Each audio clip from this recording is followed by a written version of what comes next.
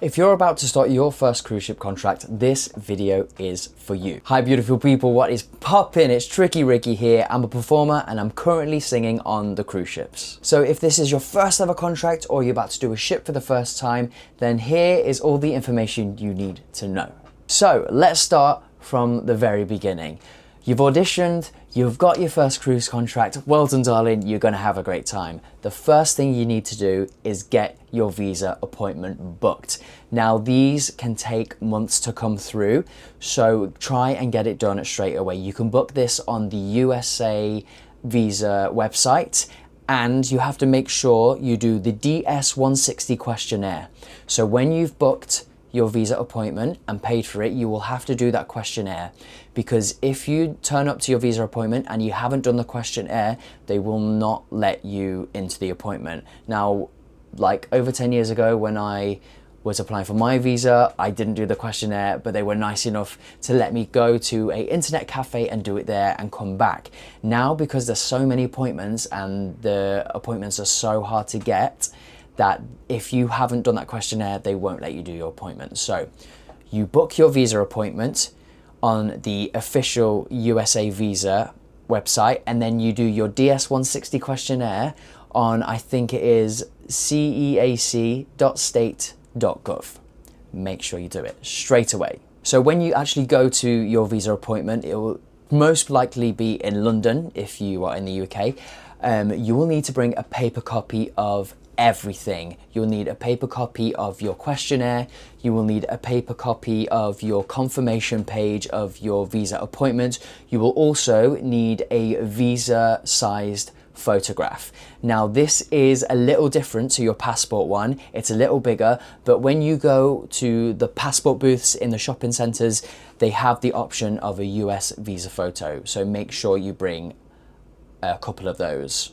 The next thing you want to do is book your medical. So it is mandatory to have a medical test done to make sure you are fit for duty on the ship. Now, different companies have different guidelines, and as I've said, I've worked for different companies and they both kind of did their own thing. The first company I worked for highly suggested that I wait until I get to America in rehearsals and book it there through them, just to make sure we get all the tests done. And the company I work for now wouldn't let me come to rehearsals without a medical. Now make sure you double check with your company, double check your emails, always go with a medical facility that is approved by the company you're working for. They're very particular, they need specific things. Like the first ever medical I did, I had literally everything, the works done. I had blood tests, I had drug tests, I had physical tests. The second medical I had wasn't as much. I just did a fit for duty test, make sure my hearing was okay, make sure my eyesight was okay, and a few drug tests. And again, I would read your instruction email very clearly and don't assume it's the same for every contract. I've done a couple of contracts with the company I'm working for now, and the medical facilities changed, so double check always. So by now you've got your medical approved and you have your visas in the post. Now let's talk about packing. So you're not packing for a holiday, you don't need to bring your whole wardrobe with you. I'd highly suggest that when you pack for rehearsals first. So bring lots of rehearsal gear. In rehearsals you're going to be living in your rehearsal wear, so lots of rehearsal wear.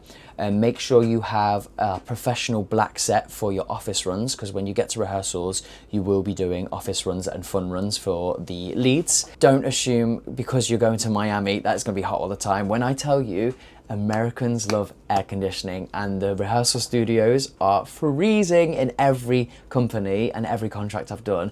The rehearsal studios have been so cold. So pack layers, pack your jumpers. I know it's Miami, I know you might be sunbathing on the weekend, but most of the time you're going to be in those rehearsal studios. So you got your rehearsal wear packed. Now let's think about what you're going to need to bring on the ship. First and foremost, I suggest you bring a nice formal night outfit. So on ships, they'll have formal nights once or twice a cruise, depending on how long your cruise is, and you are expected to wear formal wear.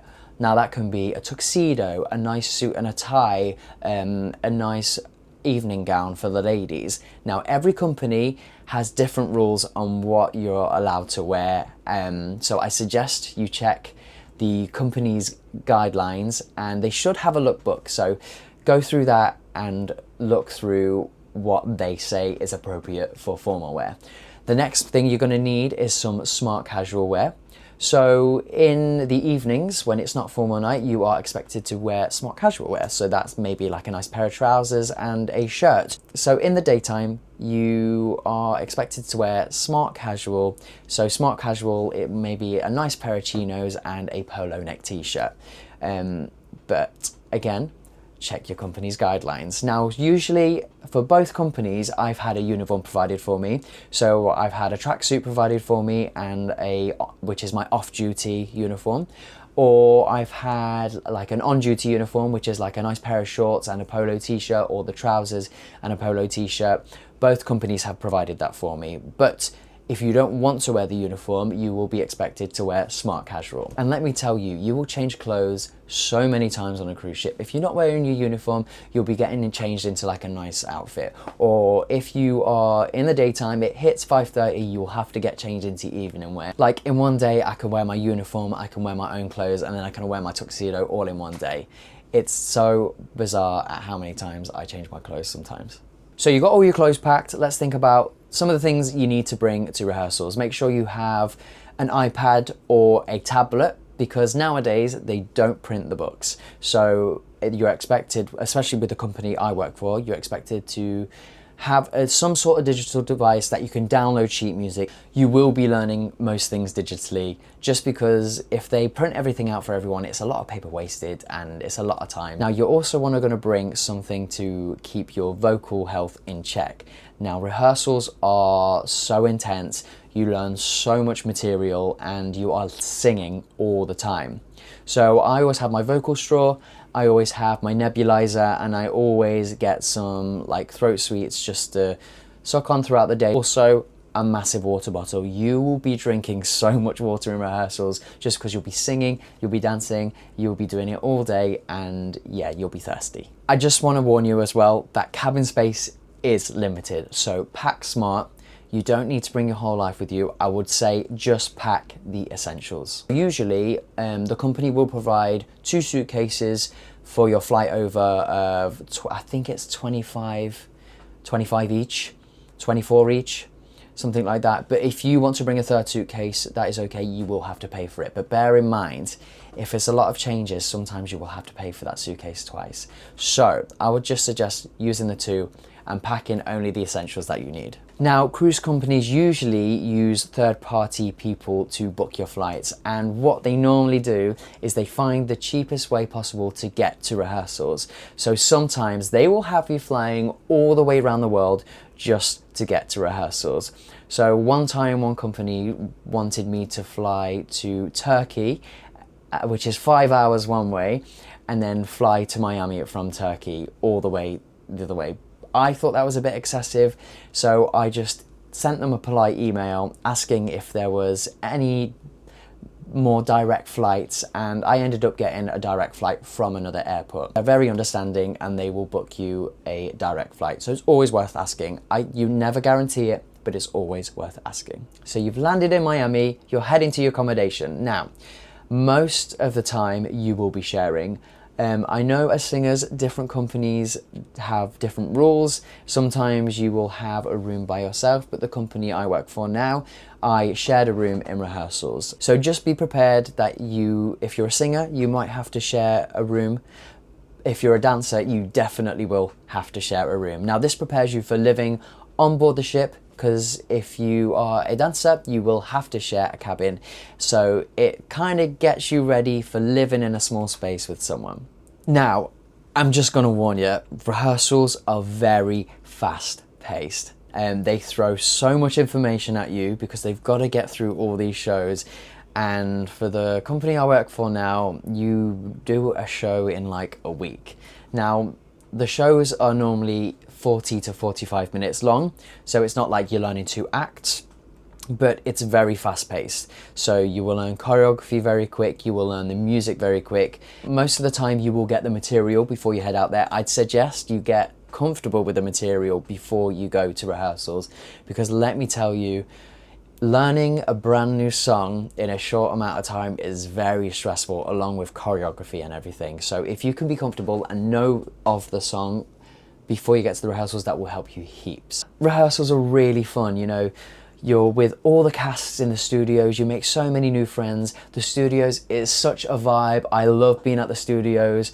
I get to see old friends that I was in the studios with last time, and like, you make friends real quick, and everyone is so supportive, because it is quite scary when you're in rehearsals and everyone's watching through the windows, but everyone is so supportive. Everyone just wants you to do well. And when you have your fun runs for the leads in the studios, the managers, it can be quite daunting, but they also just want you to do well. There is a lot of self-study in rehearsals as well, so you'll learn all the material with the musical supervisor, and then you're expected to go away, learn that, and add your own little flair if they need you to, and work on songs, work on duets. Like I said, it's fast-paced, there's a lot of homework, so you'll be going rehearsals in the day, you'll be going back to your apartment at night, and you'll be drilling what you've learned that day. Trust me, you'll want to do your homework if you want to look good. So you finish rehearsals and it's time to get on the ship. Now this can be an experience in itself. So you either fly to your home port or you drive, depending on how far away it is. So for me, we had to fly to Galveston, but because Galveston has very strict immigration laws, we had to fly out of America and then fly back in America to be on the right visa. But that's not necessarily for everywhere. Just Texas is its own little state and they have their own immigration laws. So if you were flying from like Miami to Seattle, you could take a direct flight there, but we had to fly to Cancun and then fly from Cancun to Galveston. When you are flying to the ship or driving to the ship, I suggest packing all your bits like toiletries, snacks, cabin comforts like photos, magnets, extra bedding if you want your own bedding, a diffuser or an air purifier if your cruise line allows, just because you will be on board for about a week and you probably won't be able to get off because you'll be so busy rehearsing and installing these shows. You'll be taking all your luggage with you, so don't pack too much that you can't carry your cases, because you'll be carrying that right up until you get to the ship. So I would suggest taking things that you can carry, especially if you're flying. Again, you're going to have those weight restrictions, so don't pack too much that you will have to pay so much for extra weight in your baggage. And also if you're driving, you're going to need to carry it from the car to the ship, and sometimes that's quite a walk.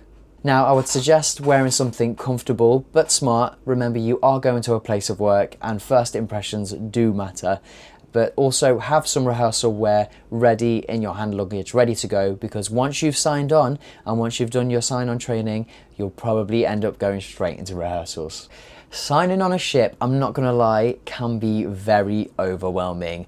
There's a lot happening. It's turnaround day, so the guests are coming on, old guests are getting off, there's new crew members coming on, there's new crew members signing off. It's hectic. And when you walk on the gangway and see the I-95 full of suitcases, people are walking up and down, busy, rush, it can be overwhelming. So just prepare for, there's going to be lots of noises, lots of people, lots of things happening. So just stay with your group, don't wander off, and if you've never done a ship before, just try and stay with your cast. So you'll probably start by getting your crew ID and your sail and sign card and signing your contract. So what happened when I signed on this ship is we put our suitcases on the truck, we went through security, and then we went straight to signing our contracts and getting our crew ID. I then had to present my safety trainings. Now don't worry if you haven't done your safety trainings, they will sort that out for you, so you will have to do lots of trainings. Now if you are a newbie, get ready for million and billions of trainings, because not only are you a performer, now you are a crew member, first and foremost a crew member, so you will have a lot of safety trainings. So once you've done that, you will hand in your documents, your medical, your visas, and if you are a non-US, you will hand over your passport and you will get a piece of paper called your I-95. Now, this piece of paper is going to be your golden ticket to getting off the ship and getting back on the ship. Do not lose this. Now, it's the most thinnest, flimsiest piece of paper, but it's the most important document to keep safe, because if you lose it, it could jeopardize you getting off in the future. It costs around £500 for $500 to replace, and if you lose it, it's not just a scenario of going to get it replaced. Security will have to come and check your cabin. They will tear it upside down just to try and find it. So keep your I-95 safe. That is your golden ticket. Protect it like it's your baby. So once you've handed all your documents in, you'll be doing a couple of trainings. So this will be a vessel familiarization training where they take you through the vessel and all the safety bits and bobs. What a fire screen door is, what a watertight door is, what are the big rules to follow. So after, you might do a little tour of the ship depending on the time, then you will probably most likely go to your cabin. So now, don't be alarmed if your cabin isn't cleaned yet. This is totally normal. Turnaround day is very busy. Everyone has a million and one things to do. Your cabin will get cleaned at one point, so please don't be alarmed. The person before you should have cleaned it before though, bearing in mind. If they haven't, then bad form, but someone will come and clean it eventually. So after you've settled in your cabin, you might get like an hour, half an hour, 2 hours if you're lucky to unpack and get settled in, and then it's straight into rehearsal. So what to expect when you're doing rehearsals? You will probably start with blocking. So you will go through your numbers that you did in the studios, and it goes really fast. So you have to be on your stuff. Go through your numbers, make sure you know your lyrics, make sure you know which entrances and exits you're going, because time is limited. So when you're in your costume fittings, be honest about how the costume fits you, and don't worry if it doesn't fit at first. Now, it's very rare at all actually, in any job I've done, whether it's on land or on a ship, that you will get new costumes. You will go into someone else's costumes and they are fitted for them. So the costume and wardrobe people that come on board for those 2 weeks or however long your install is, they will do all your fixes and fittings for you. So if something needs to be taken out, don't be embarrassed. Companies are more than willing to take things out or take things in to make sure it fits. You just have to be honest with how it fits you. Ship life is a bit of its own kind of microcosm. It's its own little world. I can't explain it. If you've done a ship before, you know what I mean. But you are coming out of the real world onto a vacation escape. The ships have their own rules. Hierarchy is a very prominent thing, which it kind of sucks sometimes, because there's a lot of rules that you just have to stick by, and sometimes you go, them's the rules, and that's all you have. If you ask why, it's the rules. Why do we have to do this? Rules. Why do we have to do that? Oh, it's in the RFF. Or why do we have to do this? It's just the rules. Sometimes you're going to have to do things that you don't want to do, but that is part of ship life. It's just like any other job. There are things that you will have to do that you don't necessarily want to do. You'll do 5 million trainings. You'll have extra duties that you'll have to do, which you may start in rehearsals, you might not.